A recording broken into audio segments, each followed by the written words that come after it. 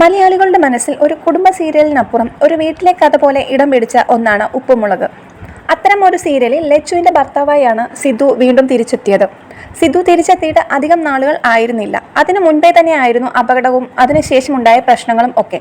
ഈ ഒരു പ്രശ്നങ്ങൾക്ക് ശേഷം സിധു വീണ്ടും ഉപ്പുമുളകിൽ നിന്നും മാറി നിൽക്കേണ്ടി വന്നു. ഇപ്പോൾ വീണ്ടും ലച്ചു എന്ന കഥാപാത്രം ഭർത്താവില്ലാത്ത അവസ്ഥയിലാണ് സീരിയലിൽ. കഥ ഇനി ഏതു വഴിക്കിലേക്കാണ് പോകുന്നത് എന്നതിനെക്കുറിച്ച് പ്രേക്ഷകരിൽ ഏറെ ചർച്ചകളും സംശയങ്ങളും നിലനിൽക്കുകയാണ്. കമൻറ്റുകൾ ശ്രദ്ധിച്ചാൽ മനസ്സിലാകും സിധു എന്ന കഥാപാത്രം തിരിച്ചെത്തണം എന്നാഗ്രഹിക്കുന്ന ഒരുപാട് പേരുണ്ടെന്ന്. അതോടൊപ്പം തന്നെ പഴയ സിധു തന്നെയായിരുന്നു ബെസ്റ്റ് എന്ന അഭിപ്രായവും ഉപ്പുമുളക് ആരാധകരിൽ കൂടുതലായും കാണാം. ഒരു കഥാപാത്രത്തോട് പ്രേക്ഷകർ ഇങ്ങനെ ഇമോഷണലി കണക്റ്റ് ആവുന്നത് ഉപ്പുമുളകിൻ്റെ ഒരു ശക്തി തന്നെയാണ് എന്നാണ് പല പ്രേക്ഷകരും പറയുന്നത്.